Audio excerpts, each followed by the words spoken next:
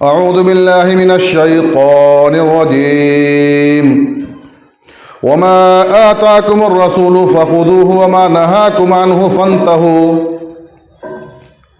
وقال النبي صلى الله عليه وسلم تركت فيكم أمرين لن تضلوا ما تمسكتم بهما كتاب الله وسنة رسوله۔ محترم حاضرین جمعہ، بزرگوں، نوجوان دوستوں، تمام قسم کی تعریف و توصیف اس وحدہ لا شریک خالق کائنات مالک ارض و سما کے لیے ہیں جس نے ہمیں اور آپ کو پیدا کیا۔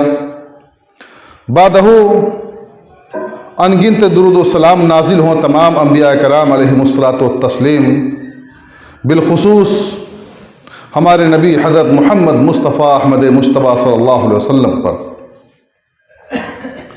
اللہ رب العالمین نے ہمیں اپنی عبادت کے لیے پیدا کیا اور ہماری رشد و ہدایت کے لیے، ہماری اصلاح و سدھار کے لیے بے شمار انبیاء اس دنیا میں مبعوث فرمائے۔ اس کی آخری کڑی جناب محمد مصطفیٰ احمد مجتبیٰ صلی اللہ علیہ وسلم ہیں۔ خطبہ مسنونہ کے بعد سورہ قاف کے پہلے رکوع کی تلاوت کا شرف حاصل کیا گیا۔ اس کے بعد ایک آیت آپ کے سامنے پڑھی گئی۔ ارادہ ہے کہ آج اسی آیت کے حوالے سے آپ کے سامنے کچھ گفتگو کی جائے۔ اللہ رب العالمین ہمیں حق بات کہنے، آپ تمام لوگوں کو سننے سمجھنے اور ہم تمام لوگوں کو اس پر عمل کرنے کی توفیق عطا فرمائے۔ اللہ رب العالمین نے اپنی کتاب میں اپنی اطاعت کا اور نبی کریم صلی اللہ علیہ وسلم کی اطاعت کا جا بجا حکم دیا ہے، کیونکہ کوئی بھی کام یا ہم اگر کسی سے محبت کرتے ہیں تو اس میں اس کی اطاعت کا عنصر غالب ہوتا ہے۔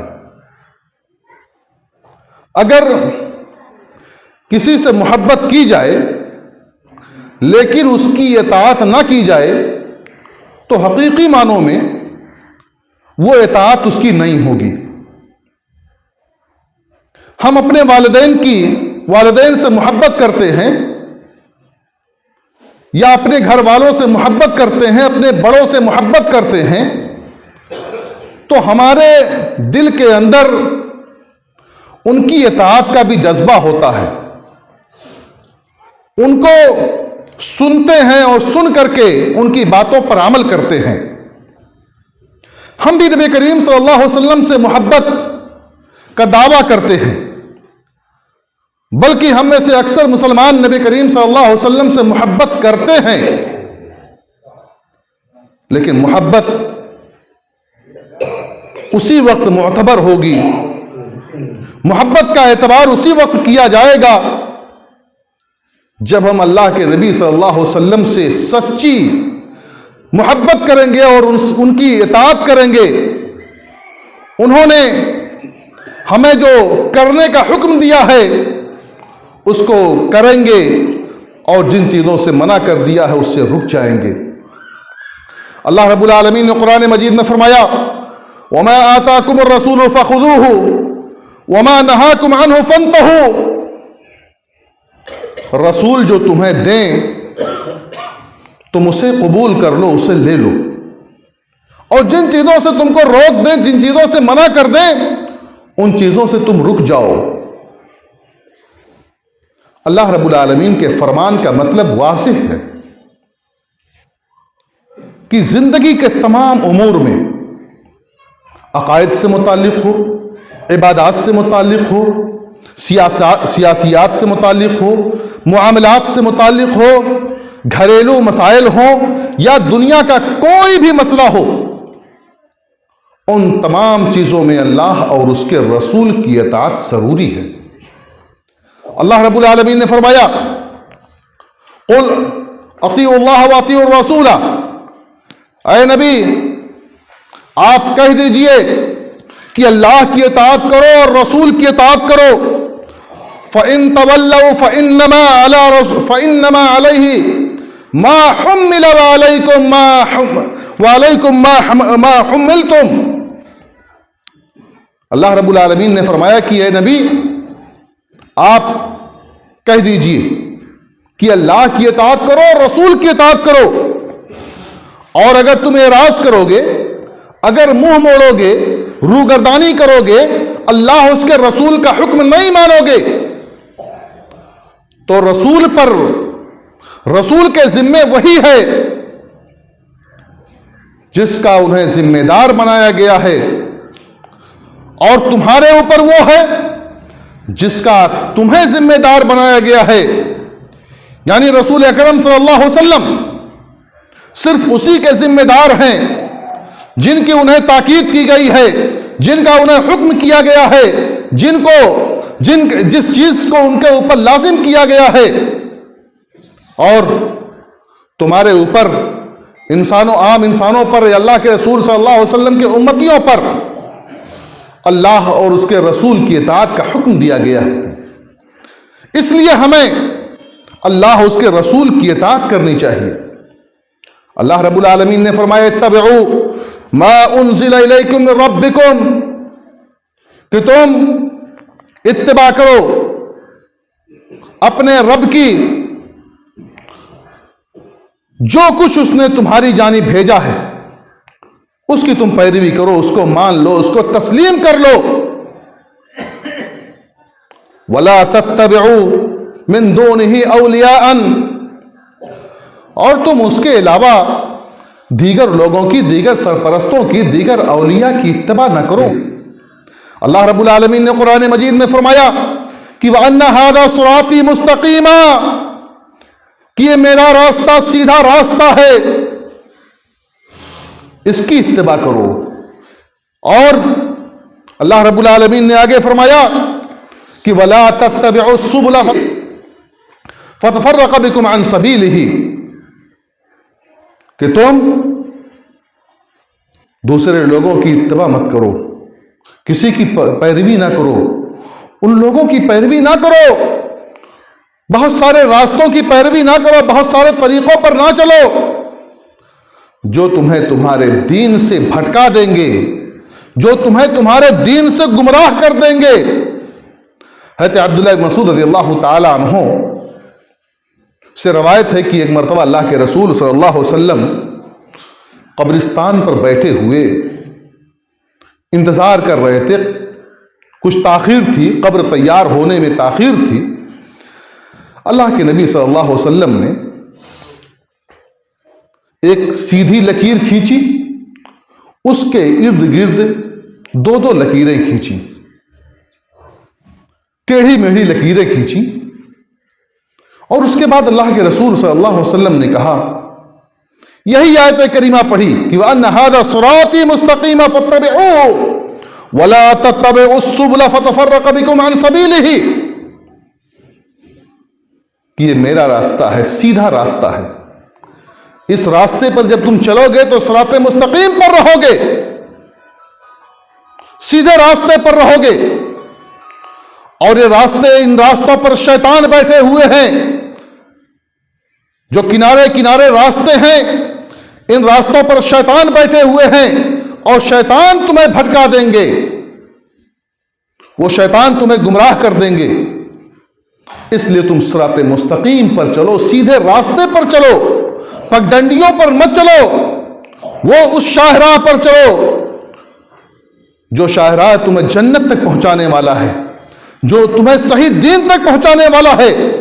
اللہ رب العالمین نے ہمیں حکم دیا ہے کہ ادھر ادھر کی مت سنو، ادھر ادھر والے پر مت چلو، تم کو چلنا ہے کتاب اللہ اور سنت رسول اللہ پر.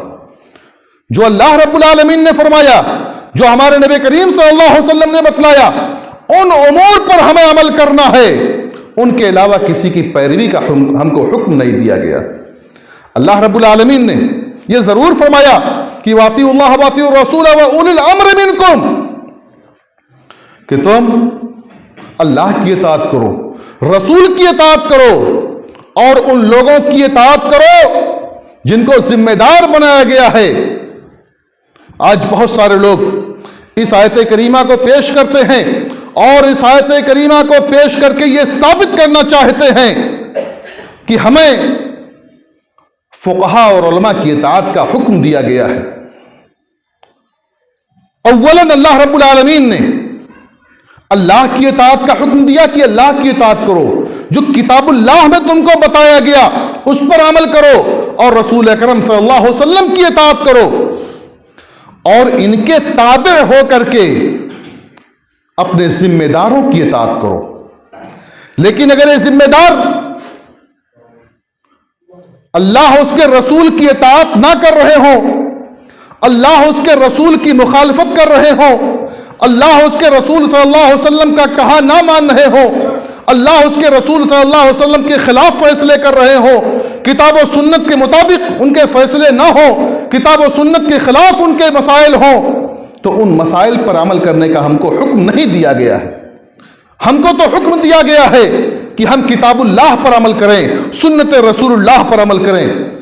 اللہ رب العالمین نے فرمایا کہ وَأَطِيعُوا اللَّهَ وَأَطِيعُوا الرَّسُولَ وَاحْذَرُوا فَإِن تَوَلَّيْتُمْ فَاعْلَمُوا أَنَّمَا عَلَى رَسُولِنَا الْبَلَاغُ الْمُبِينُ کہ اللہ کی اطاعت کرو اور رسول کی اطاعت کرو اور وَاحْذَرُوا نافرمانی سے بچتے رہو، نافرمانی سے ڈرتے رہو، خوف کھاتے رہو نافرمانی کا کہ کہیں اللہ اس کے رسول کی نافرمانی نہ ہو جائے.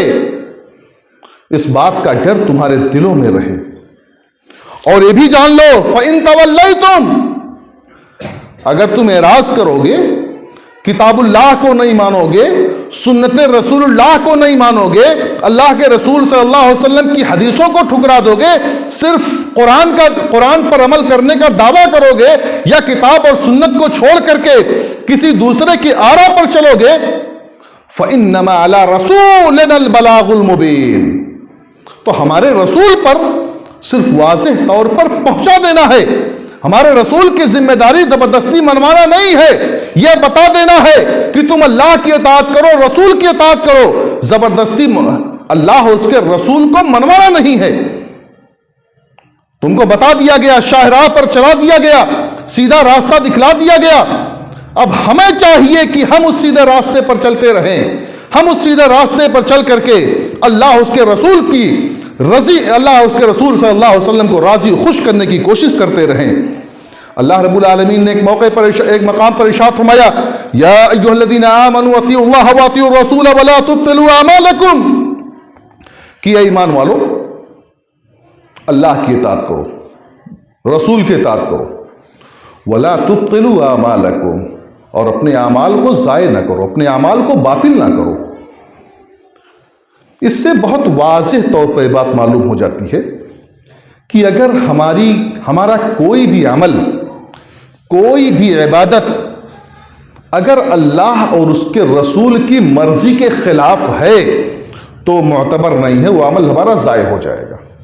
خواہ کتنا ہی کیوں نہ اچھا ہو، دیکھنے میں کتنا ہی خوشنما کیوں نہ معلوم ہوتا ہو، کتنی ہی اس کے لیے محنت ہم صرف کر رہے ہوں، کتنا روپیہ پیسہ خرچ کر رہے ہوں، حج پر حج کیے جا رہے ہوں، عمرے پر عمرے کیے جا رہے ہوں، نمازوں میں ہر وقت ہم لگے رہتے ہوں، لیکن اگر وہ نماز، وہ روزے، وہ حج، وہ زکوٰۃ اگر اللہ اس کے رسول کے حکم کے مطابق نہیں ہے تو جان لیجیے ایسے اعمال ضائع ہو جاتے ہیں، برباد ہو جاتے ہیں. کیونکہ ہمیں کوئی بھی کام، کوئی بھی عمل اللہ کے رسول صلی اللہ علیہ وسلم کی سنت کے مطابق کرنے کا حکم دیا گیا ہے. کسی کی رائے کا دخل اس میں نہیں ہے.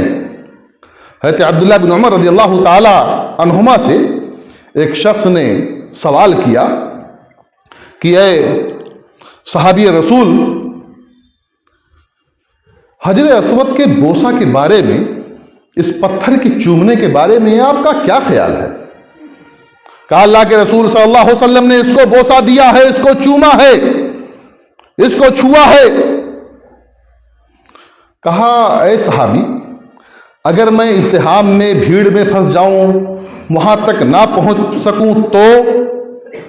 کہا یا اگر مگر تم یمن میں چھوڑ کر کے آؤ، اپنے گھر پر چھوڑ کر کے آؤ، اگر مگر کا تصور اسلام میں نہیں ہے. میں تم کو اللہ کے رسول صلی اللہ علیہ وسلم کی حدیث سنا رہا ہوں اور تم اگر مگر کر رہے ہو. یہ جذبہ تھا ہمارے صحابہ کرام رضی اللہ تعالیٰ عنہم اجمعین کے اندر. یہی عبداللہ بن عمر رضی اللہ تعالیٰ عنہما ہے.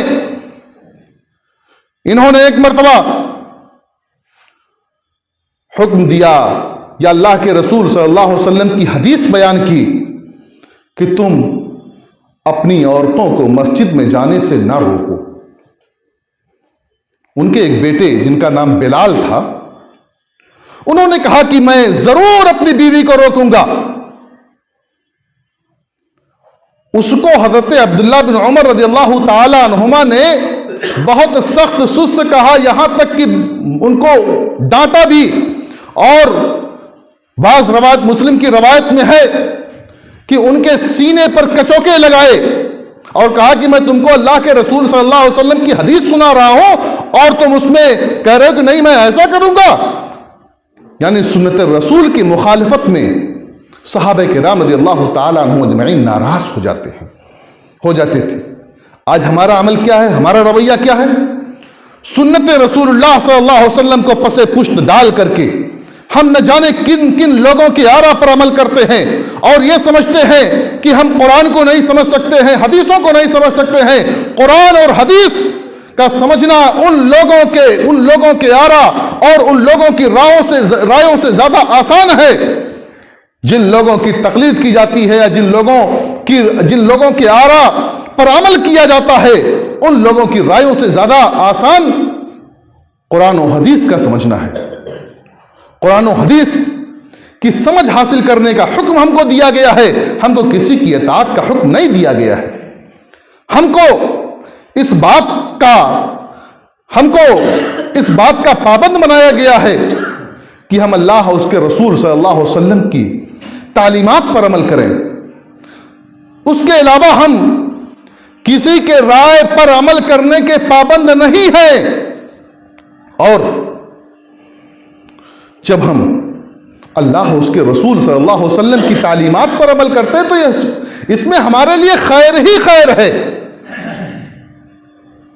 حضرت فاطمہ بنت قیس رضی اللہ تعالی عنہا کا واقعہ ہے.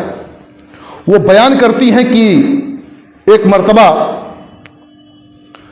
اللہ کے رسول جب میرے شوہر نے مجھے طلاق دے دی اور آخری طلاق دے دی تو اس کے بعد اللہ کے رسول صلی اللہ علیہ وسلم نے مجھے عبداللہ بن ام مکتوم رضی اللہ تعالی عنہ کے گھر میں عدت گزارنے کا حکم دیا.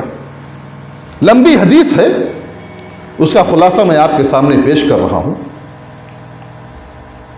تو کہتی ہیں کہ جب میری عدت مکمل ہو گئی تو میں نے اللہ کے رسول صلی اللہ علیہ وسلم سے کہا کہ مجھے فلاں فلاں لوگوں نے میرے پاس شادی کا پیغام بھجوایا ہے، نکاح کا پیغام بھجوایا ہے. تو اللہ کے رسول صلی اللہ علیہ وسلم نے کہا کہ تم اسامہ بن زید سے نکاح کر لو. تو فاطمہ بنت قیس جو کہ قریش کے ایک شریف گھرانے سے تعلق رکھتی تھیں، ان کو بات نہایت عجیب لگی اور حضرت اسامہ کو انہوں نے ناپسند کیا. اللہ کے رسول صلی اللہ علیہ وسلم نے فرمایا کہ طاعت اللہ و طاعت رسولہ خیر لک، کہ اللہ کی اطاعت اور رسول کی اطاعت اس میں تمہارے لیے بہتری ہے، اس میں تمہارے لیے خیر ہے. 2 مرتبہ اللہ کے رسول صلی اللہ علیہ وسلم نے یہی حکم ارشاد فرمایا.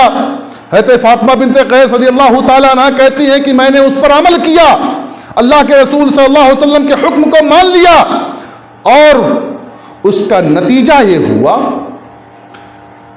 کہ ہم دونوں کی خوشگوار ازدواجی زندگی پر اس زمانے کی خواتین رشک کیا کرتی تھی کہ اگر زندگی ہو تو فاطمہ کی طرح سے زندگی ہو، فاطمہ بنت قیس کی طرح سے زندگی ہو.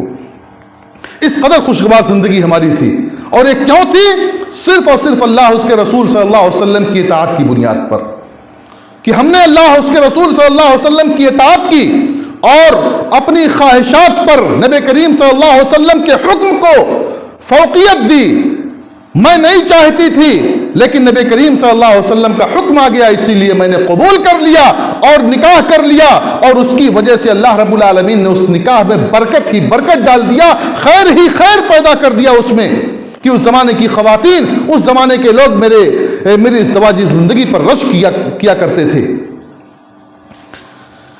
اللہ کے رسول صلی اللہ علیہ وسلم نے ایک مرتبہ صحابہ کرام رضی اللہ تعالیٰ عنہم اجمعین کا جذبہ بتا رہا ہوں. ایک مرتبہ اللہ کے رسول صلی اللہ علیہ وسلم نے سونے کی انگوٹھی پہنی اور اس کے بعد پھر اسے اتار کر کے پھینک دیا. سارے صحابہ کرام رضی اللہ تعالیٰ عنہم اجمعین نے فوراً اس کو اتار کر کے پھینک دیا اور کہا کہ ہم اس کو کبھی بھی نہیں پہنیں گے جس کو ہمارے رسول نے ناپسند کیا, جس کو ہمارے رسول نے ناپسند کر لیا, جس کو ہمارے رسول نے اتار دیا, ہم اس کو زندگی بھر کے لیے اتار دیں گے. ایک مرتبہ ایک صحابی اللہ کے رسول صلی اللہ علیہ وسلم کی مجلس میں تشریف لاتے ہیں. اللہ کے رسول صلی اللہ علیہ وسلم نے انہیں دیکھا کہ وہ سونے کی انگوٹھی پہنے ہوئے ہیں. وہ سونے کی انگوٹھی ان کے ہاتھ سے اتار کر کے, ان کی انگلی سے اتار کر کے باہر پھینک دی. اور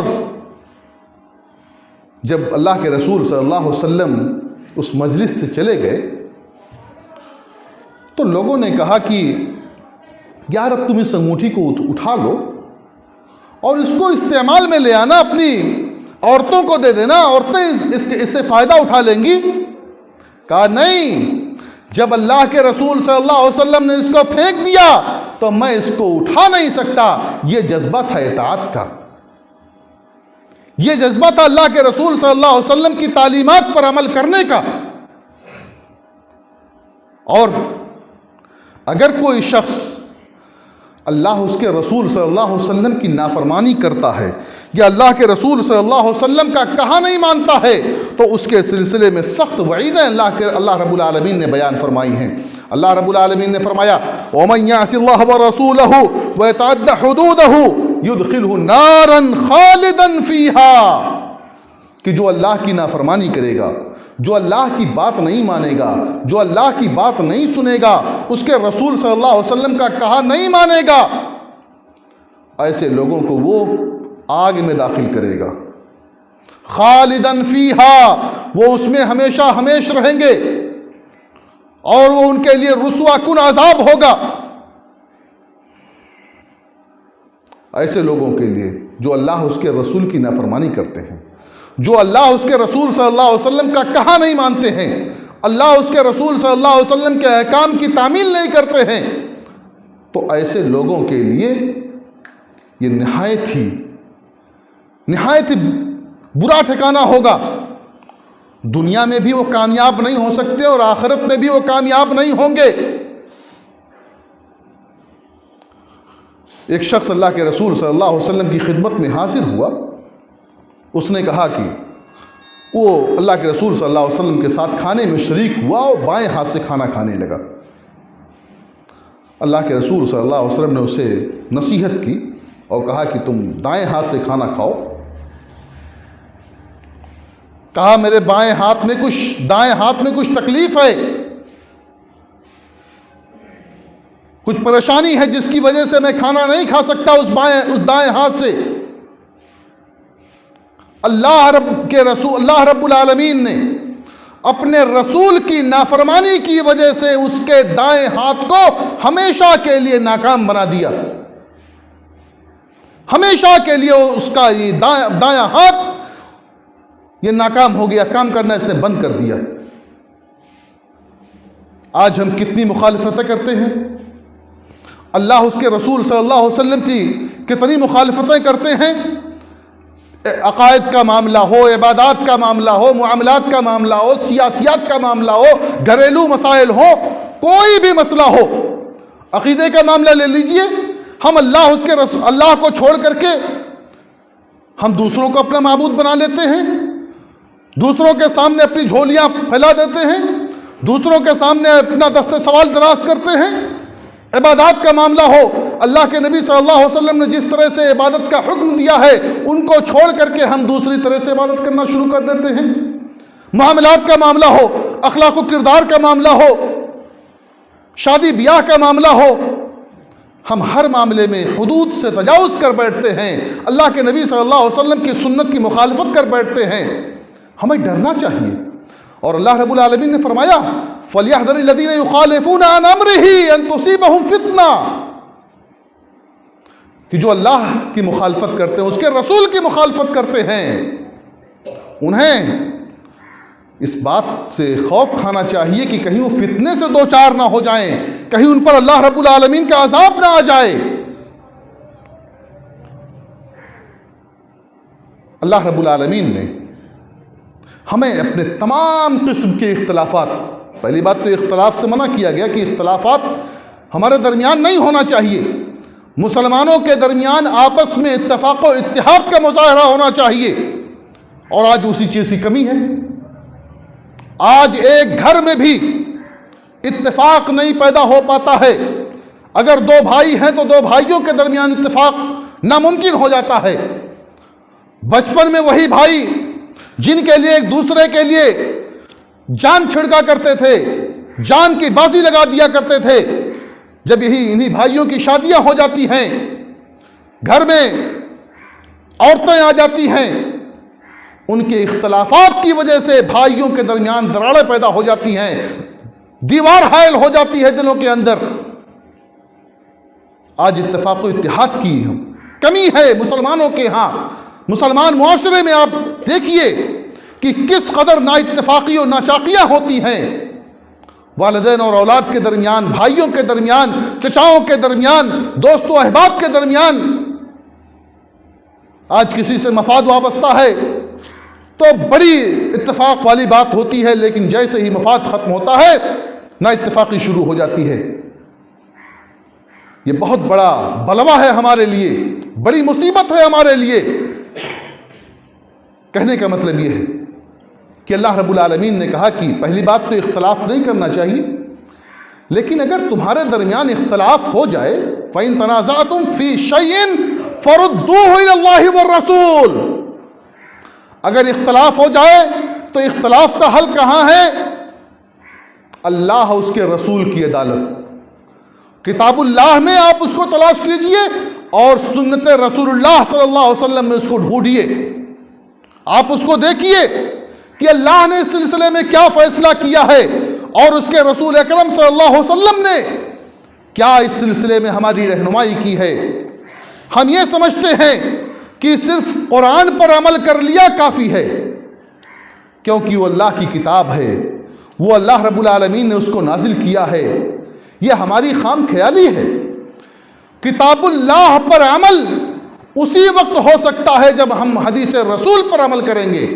اور حدیث رسول، یہ اللہ کے رسول صلی اللہ علیہ وسلم کی حدیثیں، اللہ کے رسول صلی اللہ علیہ وسلم کی سنتیں، یہ بھی من جانب اللہ ہیں، یہ بھی وحی الہی ہیں، یہ بھی اللہ رب العالمین کی جانب سے نازل کی گئی ہیں. کیونکہ اللہ رب العالمین نے قرآن مجید میں فرمایا کہ وَمَا يَنْطِقُ عَنِ الْهَوَىٰ، کہ اپنی خواہشات سے نبی اپنی خواہش سے کچھ بھی نہیں بولا کرتے ہیں.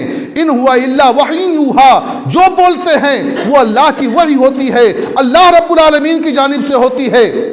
اور اللہ کے رسول صلی اللہ علیہ وسلم نے فرمایا تھا کہ مجھے قرآن دیا گیا اور قرآن کے ساتھ مجھے اسی جیسی ایک چیز اور دی گئی. وہ چیز یہی اللہ کے نبی صلی اللہ علیہ وسلم کی حدیثیں ہیں، نبی کریم صلی اللہ علیہ وسلم کی تعلیمات ہیں. نبی کریم صلی اللہ علیہ وسلم کی تعلیمات پر جب ہم عمل کریں گے تبھی معلوم ہوگا کہ نماز کیسے پڑھی جائے گی، روزہ کیسے رکھا جائے گا، حج کیسے کیا جائے گا، زکوٰۃ کیسے دی جائے گی. اللہ کے نبی صلی اللہ علیہ وسلم، اللہ رب العالمین نے قرآن مجید میں اقیم الصلاۃ حکم دیا کہ نماز قائم کرو. لیکن نماز کتنے وقت پڑھنی ہے، کیسے پڑھنی ہے، اس کا طریقہ آپ دیکھیے حدیثوں میں. روزہ کا حکم دے دیا گیا کہ روزہ رکھو مسلمانوں، لیکن روزہ کیسے رکھیں گے؟ جب تک ہم حدیث رسول نہیں کھولیں گے تب تک بات واضح نہیں ہوگی. آج کچھ لوگ رجوع الی القرآن کا دعویٰ کرتے ہیں اور رجوع الی القرآن پر پروگرام کراتے ہیں کہ قرآن مجید کی جانب رجوع ہو جائیے، قرآن مجید سے اپنا رشتہ جوڑ لیجیے۔ یقیناً قرآن مجید سے رشتہ جوڑنے کی ضرورت ہے، لیکن اس کے ساتھ ساتھ کتاب اللہ کے ساتھ ساتھ حدیث رسول اللہ صلی اللہ علیہ وسلم، حدیث رسول صلی اللہ علیہ وسلم سے بھی اپنا رشتہ مضبوط کرنے کی ضرورت ہے، کیونکہ حدیث پر، قرآن پر عمل اسی وقت ہو سکتا ہے جب ہم حدیثوں پر عمل کریں گے۔ یا حدیث اور قرآن یہ دونوں من جانب اللہ ہیں اور اللہ رب العالمین کی جانب ہی سے دونوں نازل ہوئی ہیں، بس فرق یہ ہے کہ وہ قرآن مجید وحی متلو ہے، وہ وحی ہے جس کی تلاوت مشروع ہے، جس کی تلاوت پر ثواب دیا جاتا ہے، اور یہ حدیث پاک صلی اللہ علیہ وسلم یہ وحی غیر متلو ہیں، اس کی تلاوت مشروع نہیں ہے، اس کی تلاوت پر اس طرح ثواب نہیں دیا جاتا ہے جس طرح سے حدیثوں کے، قرآن مجید کے پڑھنے پر ثواب دیا جاتا ہے۔ وقت زیادہ نہیں ہے، بس میں یہ پیغام دے کر کے میں آپ کو جا رہا ہوں کہ آپ بہت سارے راستوں کو چھوڑ کر کے صرف دامن تھام لیجئے کتاب اللہ کا، اللہ کی کتاب قرآن مجید اور اللہ کے نبی صلی اللہ علیہ وسلم کی سنتوں کا، صحیح حدیثوں کا دامن تھام لیجئے۔ یقیناً آپ کو کسی تیسرے کی ضرورت نہیں رہے گی۔ آپ اگر قرآن میں دیکھیے، حدیث پاک میں دیکھیے، اور صحابہ کرام رضی اللہ تعالیٰ عنہم اجمعین جس طرح سے عمل کیا کرتے تھے، خلفائے راشدین جس طرح سے عمل کیا کرتے تھے، پہلے کسی بھی معاملے کو آپ دیکھتے تھے قرآن مجید میں، اگر قرآن مجید میں اس کا حل موجود ہے تو بتاتے تھے صحابہ کرام، اور اگر وہاں وہ حل نہیں ہے تو حدیثوں سے رجوع کرتے تھے، حدیثوں میں وہ چیز دیکھتے تھے اور لوگوں سے دریافت کرتے تھے، صحابہ کرام سے پوچھتے تھے کہ بھائی اللہ کے رسول صلی اللہ علیہ وسلم سے کسی نے کوئی بات اس طرح کی سنی ہے؟ کہنے کا مطلب یہ ہے کہ آج ہم مختلف خانوں میں بٹے ہوئے ہیں اور ہمارے اندر اتفاق بھی اسی وقت ہو سکتا ہے جب ہم اسی کو حرز جا بنا لیں، اسی پر عمل کرنا شروع کر دیں، کتاب اللہ و سنت رسول اللہ پر۔ ہم کسی کتاب پر ایک ساتھ نہیں بیٹھ سکتے ہیں، کسی مسلک و کسی مذہب میں ایک ساتھ نہیں ہو سکتے ہیں، اگر ساتھ ہمارا ہوگا تو صرف اسی بنیاد پر ہو سکتا ہے، کتاب اللہ اور سنت رسول اللہ پر، اس کے علاوہ کسی دوسری کتاب پر نہیں۔ فقہ حنفی کی کتاب اٹھا لیجئے، شوافی اس کا اختلاف کر دیں گے، حنابلہ اس کا اختلاف کر دیں گے، کوئی اس کا اختلاف کر دے گا، لیکن جب اللہ کی کتاب ہوگی، اللہ کے نبی صلی اللہ علیہ وسلم کی سنتیں ہوں گی تو پھر اس پر کسی کو اختلاف کا حق نہیں ہوگا، کوئی اس پر اختلاف نہیں کر سکتا ہے۔ اس لیے ہمیں اور آپ کو قرآن مجید اور سنت رسول اللہ صلی اللہ علیہ وسلم کو حرز جا بنانے کی کوشش کرنی چاہیے اپنے تمام معاملات میں، کوئی بھی معاملہ ہو۔ آج گھریلو معاملات میں کہہ کر کے ہم چھٹی لے لیتے ہیں کہ نہیں گھریلو معاملہ ہے، گھر کے معاملے میں بھی ہم کو اسی طرح سے، گھریلو معاملات میں بھی اسی طرح سے سنت کو اپنانا چاہیے جس طرح سے ہم عبادات اور عقائد کے معاملے میں سنت کو اپناتے ہیں۔ یہ نہیں کہ ہم اس میں آزاد ہیں۔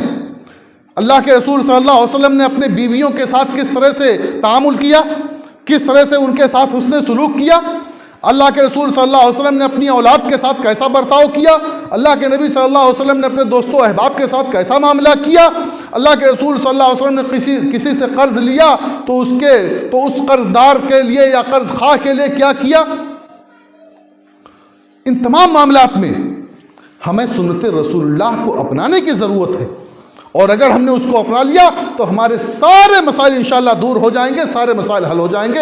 اللہ رب العالمین ہمیں کتاب و سنت کو اپنانے والا بنا دے، اللہ رب العالمین ہمیں کتاب و سنت پر چلنے والا بنا دے، اللہ رب العالمین ہمارے دل میں کتاب و سنت کی عظمت کو بٹھا دے، اللہ رب العالمین ہمیں تمام پگڈنڈیوں سے بچا کر کے کتاب اللہ و سنت رسول اللہ صراط مستقیم پر گامزن کر دے۔ اللہ رب العالمین ہم میں سے جو بیمار ہیں، جو کمزور ہیں، اللہ رب العالمین ہماری بیماری کو دور کر دے۔ اے اللہ جو ہم میں سے پریشان حال ہیں، قرض میں ڈوبے ہوئے ہیں یا اور کسی بھی مسئلے میں مبتلا ہیں، اللہ تو ہمارے اس مسئلے کو دور کر دے۔ اے اللہ تو ہمارے ملک کی حفاظت فرما، اے اللہ تو ہمارے مسلمانوں کی حفاظت فرما، جہاں بھی مسلمان مظلوم و مقہور ہیں، اے اللہ تو ان مسلمانوں کی مدد فرما دے۔ آمین، تقبل یا رب العالمین۔